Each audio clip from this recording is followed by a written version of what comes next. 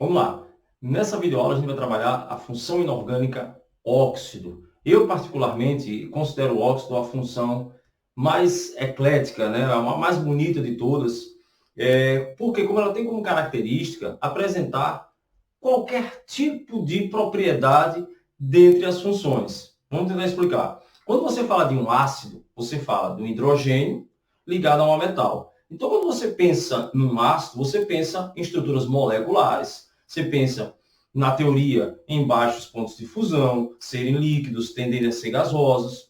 Você vem para bases, você está pensando já, como característica geral, no metal, né, ligado a hidroxila. Então, você já pensa em quê? Em compostos iônicos, reticulares, altos pontos de fusão.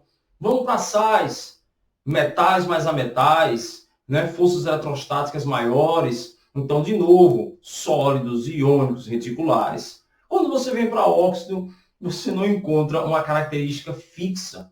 Você pode encontrar óxido de praticamente todos os elementos na tabela periódica. Por isso que eu fico brincando, dizendo que é a função mais eclética, ela se liga com qualquer coisa. Então, você encontra óxido gasoso, como um gás carbônico, você encontra um óxido sólido, né, o inverso, e encontra muitos, né, como óxido de cálcio, óxido de potássio, óxido de sódio, óxidos de metais. E aí você vai fazendo justamente essa importância de entender um óxido como um oxigênio eletronegativo. Né? Então, o que é que eu imagino como um óxido? Eu preciso ter esse oxigênio.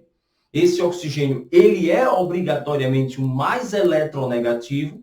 E o outro elemento, né, daí ele ser chamado de um composto binário, um outro elemento que não seja, logicamente, o oxigênio, e aí com certeza será o eletropositivo da minha estrutura. Então, compostos binários, dois elementos, sendo que é o oxigênio mais eletronegativo. Então, ele é que vai ter a maior força de atração eletrostática na minha estrutura.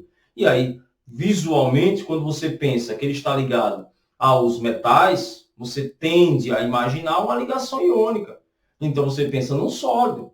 Já se você vai indo para, né, a direita da tabela periódica, você já pensa mais em ametais, então você já pensa em compostos moleculares, você já está pensando em líquidos, gasosos.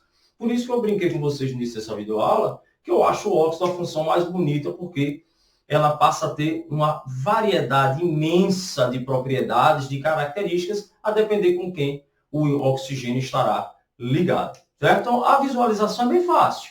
Né? Se fosse só isso, seria maravilhoso. Dois elementos, sempre, lógico, binário, e o oxigênio, obrigatoriamente, ele é o mais negativo.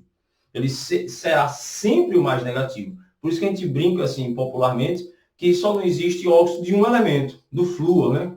Claro que isso aí a gente tá só de maneira mais simples, né? De maneira mais, assim, eu posso dizer assim, uma dicasinha, né? Que a gente pode dar para vocês. Então, você pegar um óxido de flúor, você já sabe que não é óxido ali, porque o flúor é muito mais eletronegativo do que o oxigênio. Então, você tem aqui, ó, CaO, CO2, SO3, Fe2O3. Como eu disse a vocês, ó, você tem um metal alcalino terroso, né? Um elemento do grupo 2 da tabela. Aí você tem aqui um carbono, que é um grupo já 14 ou 4A. Você tem o enxofre, que já está cá, né? No grupo 16 da tabela, ou 6A. E você tem o ferro, um elemento de transição. Então, não existe uma única característica.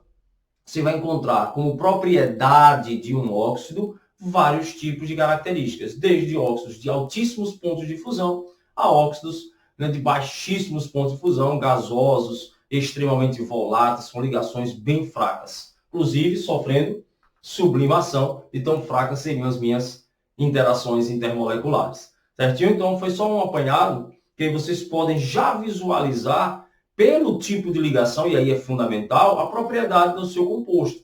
E isso é importante, seja em ácidos, base, sal e, mais ainda, em óxidos. Vamos lá. Nomenclatura. A nomenclatura do óxido é baseada em dois grandes processos. Né? Um processo não exclui o outro, ou seja, uma nomenclatura não significa dizer que eu não possa usar a outra, mas, de maneira assim mais usual, essa primeira nomenclatura, onde a gente usa o óxido de e o nome do elemento, ela é muito mais utilizada para óxidos iônicos, ou seja, óxidos você encontra um metal ligado a ele. seja um cálcio, seja um ferro, seja um alumínio. Então, volto a repetir, uma nomenclatura não exclui a outra, mas quando você encontra óxidos iônicos, óxidos de metais, é muito mais comum a gente usar essa nomenclatura, que é o óxido, preposição e o nome do elemento. Então, vamos fazer, e aí discutindo, para a gente chegar, né, no entendimento perfeito dessa nomenclatura. Então, nesse caso, você tem o óxido, né? Você tem aqui o óxido, preposição de, e o nome do meu elemento, nesse caso, o cálcio. Vamos fazer uma discussãozinha rapidinho. Nesse segundo caso, eu tenho aqui, de novo, um óxido, preposição, mais o nome do meu elemento. O que é interessante perceber nessas duas primeiras nomenclaturas? Que tanto o cálcio como o alumínio, eles estão localizados em grupos onde, na verdade, não é pela localização, e sim pela sua característica lógica, mas para facilitar, onde a gente sabe que a valência dele é fixa. Professor, onde você quer chegar? O cálcio ele só tem uma carga possível, que é mais 2. Ora, se o cálcio só tem uma carga possível, só tem uma valência, um tipo de valência, né, eu só vou promover um tipo de formação de um óxido. Então, você vai ter o CaO e vai ter o Al2O3, porque o alumínio também, 3A, sempre tem carga mais 3. Então, vamos lá, vocês vão entendendo o que eu quero chegar. Na, sódio, grupo 1 ou 1A, valência sempre mais 1. Então, eu vou ter aqui um óxido de sódio. Olha o que acontece agora.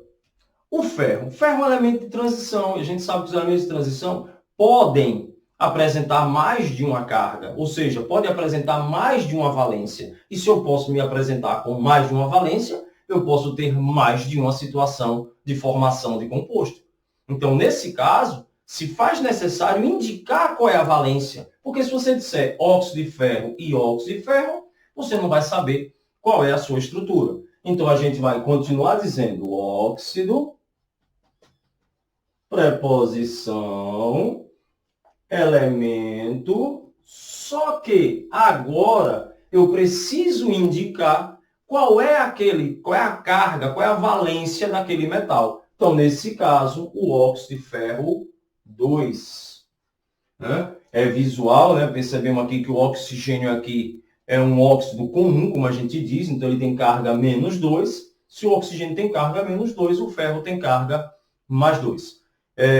Na próxima aula, né, próxima sequência de aula, a gente vai ver justamente como classificar. E aí vocês vão entender que eu quero chamar de um óxido comum, que a gente tem os chamados peróxidos, e ainda temos alguns superóxidos. Então, vamos lá. De novo, um óxido comum, eu tenho aqui um oxigênio com carga menos 2, então o ferro vai ter carga mais 3. Então, aqui eu terei o óxido de ferro 3.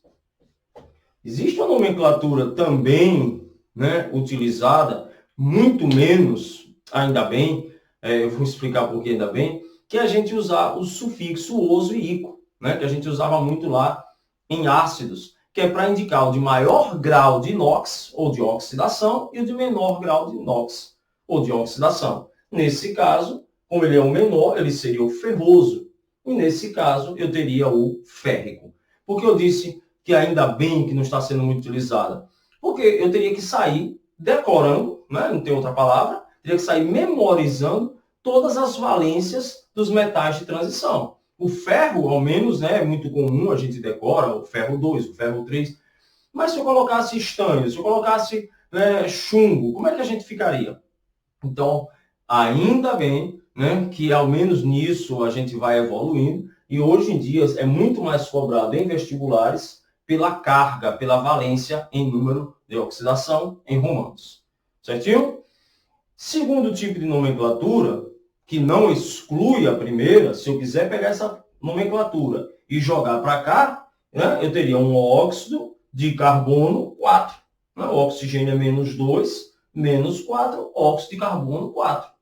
Óxido de enxofre 6. Então, uma nomenclatura, por favor, não exclui a outra. Entretanto, esse tipo de nomenclatura é muito mais utilizado em compostos moleculares. Perceba, carbono, enxofre, fósforo. Então, para compostos iônicos, a gente usa muito mais nomenclatura óxido e o nome do elemento. Já para compostos moleculares, a gente prefere usar com prefixos. Aí vem tudo uma lógica. Por que essa preferência? Porque óxidos de ametais covalentes, os ametais eles podem ter uma variedade muito maior de valências. Então, eu posso me apresentar com muito mais substâncias. Então, ficaria muito mais complexo sair dando a nomenclatura por óxido do elemento ou número de oxidação. Piorou ainda usarmos os sufixos oso e ico.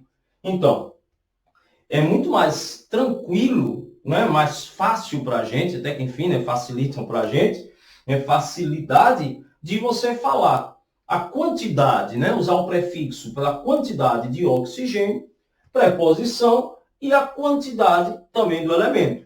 Lembrando que não se faz necessário, não se utiliza o prefixo mono na quantidade de elementos, já estaria subtendido. Então, nesse primeiro caso, eu tenho 2 oxigênios, então eu teria o dióxido, preposição, carbono. Dióxido de carbono. No segundo caso, eu teria um trióxido de enxofre. E no terceiro caso, coloquei esse só mesmo para a gente possa visualizar. Eu teria 2, né? Ó, eu tenho 2 átomos de fósforo e 5 átomos de oxigênio. Então, eu teria um pente, né?